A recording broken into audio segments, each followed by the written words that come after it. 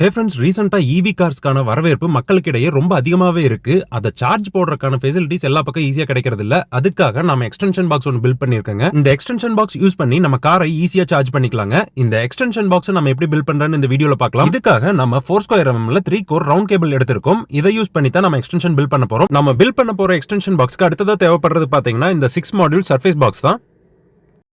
16 amps top எல்லாம் போட்டுக்கிற மாதிரியான ஃபைப்ரோஸ் பிராண்ட்ல இருந்து ஒரு 16 amps சாக்கெட் ஒன்னு இந்த எக்ஸ்டென்ஷன் பில்டுக்காக நாம எடுத்திருக்கோம்.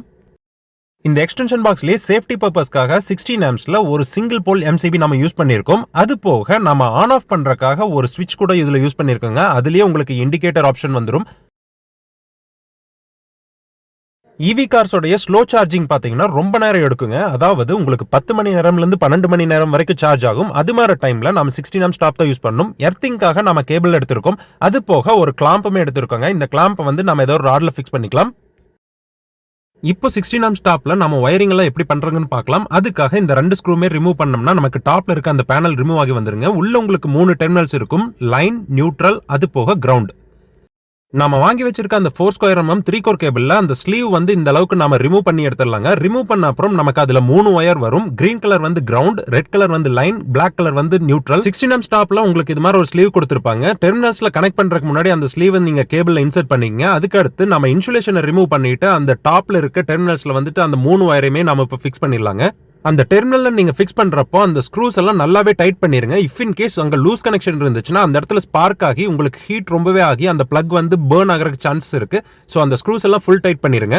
கேபிள்ல இருந்த 3 ஒயருமே இப்ப டாப்ல இருக்க டெர்மினல்ஸ்ல கனெக்ட் பண்ணியாச்சு. ரெட் கலர் வந்து line, black colour neutral and green colour வந்து கிரவுண்ட். நம்ம கேபிளை மூவ் பண்றப்ப அந்த டெர்மினல்ஸ்ல ஒயர் லூஸ் ஆகாம இருக்கிறதுக்காக அந்த பிரவுன் கலர் பேட் வந்துட்டு நீங்க ப்ராப்பரா இன்ஸ்டால் பண்ணிடணும். ஃபுல்லா டைட் பண்ணதுக்கு அப்புறம் அந்த ஒயர் மூவ்மெண்ட் அந்த இடத்துல இருக்காதுங்க. இப்போ நம்ம டாப்போடைய பேக் கவரை முதல்ல இருந்த மாதிரியே ஃபிக்ஸ் பண்ணிடலாங்க.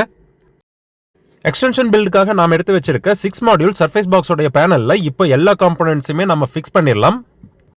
முதலாவது பாத்தீங்கன்னா அந்த 16 amps சிங்கிள் போல் MCB நம்ம அந்த பேனல்ல ஃபிக்ஸ் பண்ணோம். அடுத்ததா கிரவுண்டுக்கு யூஸ் பண்ற அந்த 6 amps சாக்கெட்டும், அது போக ஆன் ஆஃப் ஸ்விட்சும், அப்புறம் 16 amps சாக்கெட்டுமே அந்த பேனல்ல நாம இன்ஸ்டால் பண்ணியாச்சு.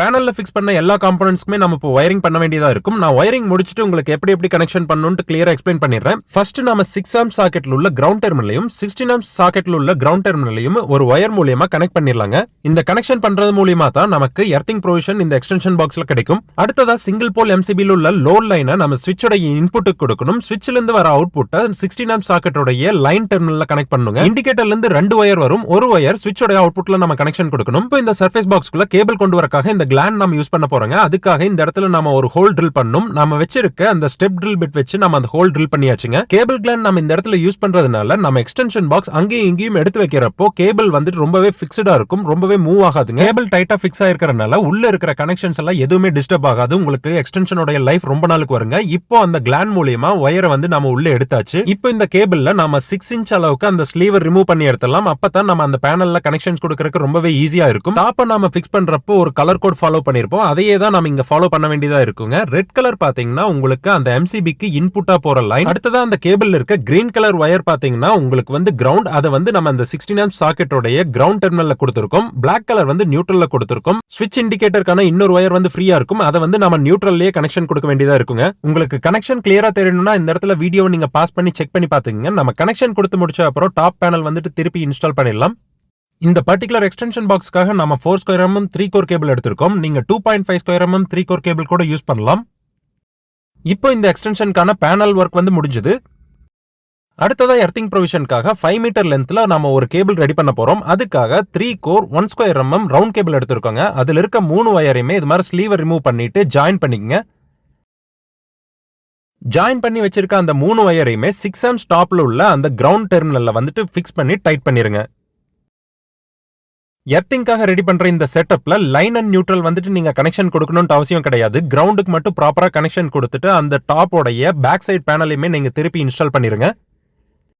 6 amps டாப்ப நாம கேபிளோடைய ஒரு எண்ட்ல ஃபிக்ஸ் பண்ணிருப்போம். இன்னொரு எண்ட் வந்து பாத்தீங்கன்னா இந்த கிளாம்ப்ல நாம கொடுக்கணும். அதுக்காக இந்த கிளாம்ப்ல இந்த இடத்துல கொஞ்சம் கிரைண்ட் பண்ணிக்கலாம். இது மாதிரி கிரைண்ட் பண்றதுனால நமக்கு அந்த இடத்துல சால்டரிங் நல்லா ஃபிக்ஸ் ஆகுங்க.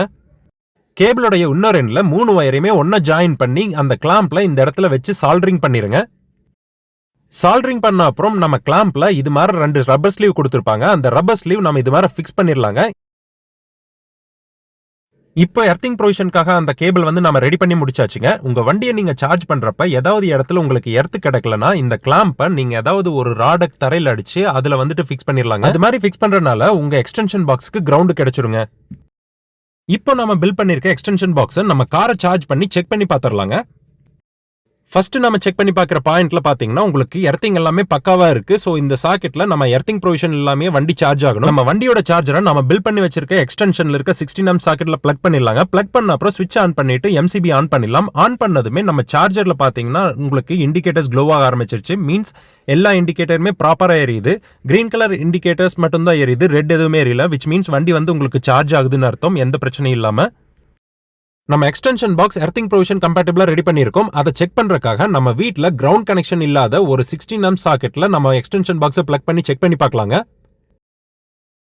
இப்போ நம்ம எக்ஸ்டென்ஷன்ல உள்ள ஸ்விட்ச் ஆன் பண்ணிட்டு எம்சிபி ஆன் பண்ணோம். எம்சிபி ஆன் பண்ணதுமே நமக்கு சார்ஜர்ல இருக்க லைட்ஸ் எல்லாமே க்ளோ ஆச்சு. அடுத்ததா கொஞ்ச நேரம் கழிச்சு பாத்தீங்கன்னா உங்களுக்கு அந்த இடத்துல ரெட் கலர் லைட் கண்டினியூஸா எரிஞ்சுதுங்க. அதாவது உங்களுக்கு அந்த இடத்துல கிரவுண்ட் கிடைக்கலன்னு அர்த்தம். நாம செஞ்சு வச்சிருக்க அந்த எர்த்திங் கேபிளோடைய கிளாம்பை இப்ப வீட்டில் உள்ள ஒரு மெட்டல் ராட்ல ஃபிக்ஸ் பண்ணியாச்சுங்க. அதுல இருந்து வர இந்த 6 amp ஸ்டாப்பை நாம கொண்டு போயிட்டு எக்ஸ்டென்ஷன்ல இருக்க அந்த 6 amp சாக்கெட்ல ஃபிக்ஸ் பண்ணணும். இது மாதிரி ஃபிக்ஸ் பண்றதுனால உங்களுக்கு அந்த இடத்துல கிரவுண்ட் கனெக்ஷன் கிடைச்சிருங்க. இப்போ வண்டியோட சார்ஜரை நம்ம ஆன் பண்ணி பார்க்கலாம். ஆன் பண்ணதுமே நமக்கு வழக்கம் போல சார்ஜர்ல உள்ள எல்லா இண்டிகேட்டர்ஸுமே க்ளோ ஆச்சு. அது போக உங்களுக்கு அந்த இடத்துல ரெட் கலர் இண்டிகேட்டர் வந்து எரியலைங்க. மீன்ஸ் கிரீன் கலர் இண்டிகேட்டர் மட்டும் தான் பிளிங்க் ஆயிட்டு இருக்கு. அதாவது உங்க வண்டி வந்து சக்சஸ்ஃபுல்லா சார்ஜ் ஆகுதுன்னு அர்த்தம். இந்த வீடியோவை ரெஃபர் பண்ணி உங்களுக்கான எக்ஸ்டென்ஷன் நீங்களே பில் பண்ணிக்கலாம். உங்க EV வச்சிருக்க ஃப்ரெண்ட்ஸ் யாராச்சும் எக்ஸ்டென்ஷன் பாக்ஸ் தேடிட்டு இருந்தாங்கன்னா அவங்களுக்கு இந்த வீடியோ ஷேர் பண்ணுங்க. உங்களுக்கு இந்த ப்ராடக்ட் தேவைப்பட்டுச்சுன்னா ஸ்கிரீன்ல தெரியுற நம்பரை கான்டாக்ட் பண்ணுங்க. நன்றி, வணக்கம்.